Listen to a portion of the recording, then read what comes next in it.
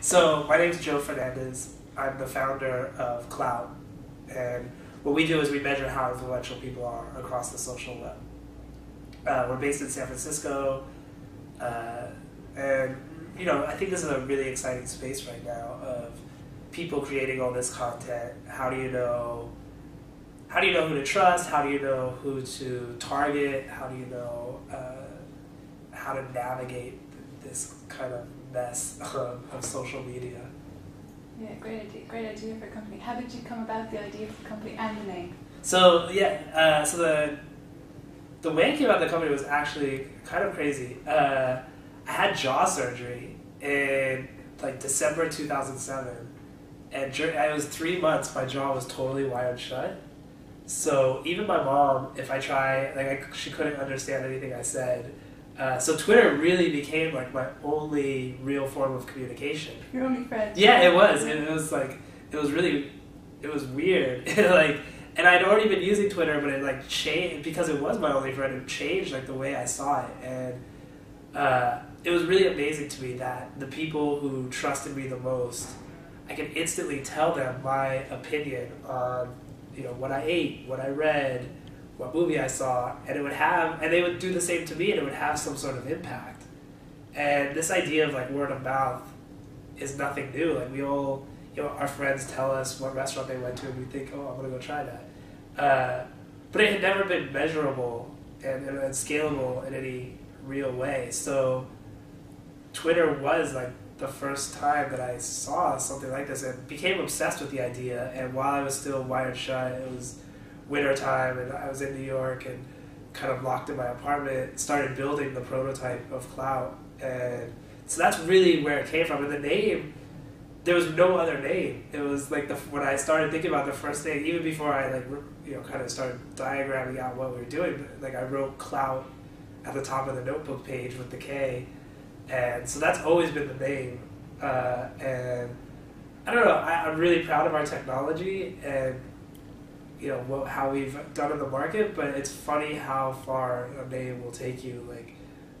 People have really kind of identified with it, yeah, and it's so we hit something right there at least. Before this, I'd always been an entrepreneur. I'd started multiple other companies and really loved engaging with people. And as an entrepreneur, you think you could kind of overcome anything. So I thought I'll just be wired shut for a couple days, then I'll be back to normal. And it's it was the one time I couldn't will myself through that kind of process. So it really was isolating and more challenging kind of emotionally than I ever anticipated. I mean, you don't ever anticipate having your jaw wired shut, but in doing it, it really I drew into social media in a much more focused way. It was always just a casual part of my life, but it became because it was the only way I could connect. It's your consciousness, isn't it? That's what.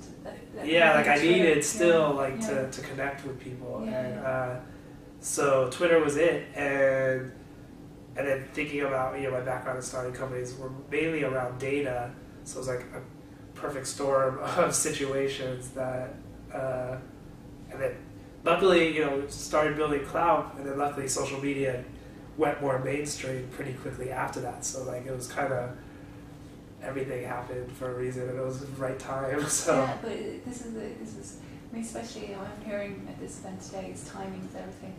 Absolutely, it's always right product, wrong time, wrong product anytime, right product, right time. But then you still have to execute, you still have to focus, you still have to the hardest thing is what you talked about. Your friends are all kind of doing one thing and you're taking a hard left turn, and being secure enough with the instability of the road you're heading on, where as a founder you feel multiple times in a day the smartest person in the world are so screwed. Dealing with that is probably being able to maintain the faith, keeping the faith, isn't it? Exactly. And what happened? Your mouth's wired shut, you're on Twitter, you're developing Klout, you're in New York. Right. How did you get to San Francisco? What happened? So once I built the prototype, one of my old best friends who had previously started another company together, he was in LA, I showed him what I built, and he got excited, and I needed help for sure. So we decided to join forces again. The problem was I couldn't convince him to move to New York, and I didn't want to move to LA. So we both compromised and moved to San Francisco, and it made sense because we were basically taking this huge risk of we're gonna leave everything else behind and start this company focused on social media and Twitter. Mm-hmm. If that's the case, like I want to be best friends with the people on Twitter and all the other, Facebook and everywhere else. So we actually moved to San Francisco, got office space in Twitter's building. Yeah, so made a really strong effort to connect with people and be a part of that ecosystem. Be a good citizen in that. That's really cool that you're in the Twitter building. It's weird. It's funny. We'll hijack meetings from them because everyone who's coming to San Francisco to visit Twitter will tweet out something like, in San Francisco, really excited to visit Twitter today, and it'll be the chief marketing officer for Coke, and we'll message him and say, hey, we're in the same building, come see us, and we get all these great meetings just being there. Oh my god, what is that? It's not quite a symbiotic relation. It's almost parasitic. Well, yeah, we're we are totally. Yeah. We're I don't know. It's really funny. That's fantastic opportunity. It's creating more opportunity for you. I really think for a lot of stuff you actually need to be based in San Francisco.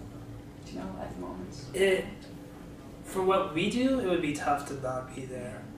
From the relationship standpoint and the we need engineers that can handle huge amounts of data, and having Google and eBay and Facebook and all these big companies out there that we can pull some of those guys from. Yeah, that's really critical. And one thing in San Francisco is the mentality of the community. People are so gracious with their time and their willingness to help you. So it's certainly a big help to be there. And for what we do, it's pretty critical. And but that said, there's certainly examples of successful companies not there. And it'd be great if that same, as an entrepreneur and somebody who cares about technology, I want to see that same kind of ecosystem as many places as possible. Yeah, no, but Joe, where are you from in America? I grew up in Las Vegas, but I've lived all over. But grew up in Las Vegas and my family's all still there. Your family's still there? Yeah. What do your parents do? My dad works in gaming for one of the big hotels, and my mom works in insurance. Yeah. So where did the entrepreneurial I don't know. come from? Yeah, it's weird because both my parents, nobody's really. There's insane jobs. Yeah, I mean casinos are a little crazy, but I think I realized pretty early on that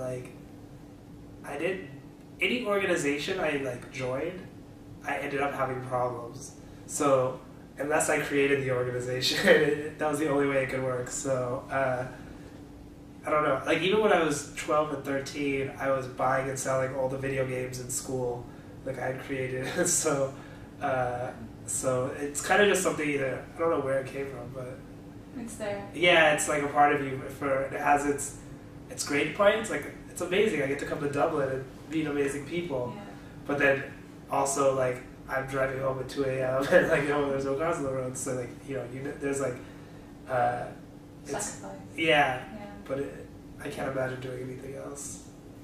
Joe, tell me the secret. The secret of Klout? The secret. Yeah, tell me. How can I use Klout to get more influence, to grow my community? Yeah. Please tell me. So it's funny, I'm basically Klout guy now. Any event, how much people ask me hey, how do I raise my score, or how do I do this or that?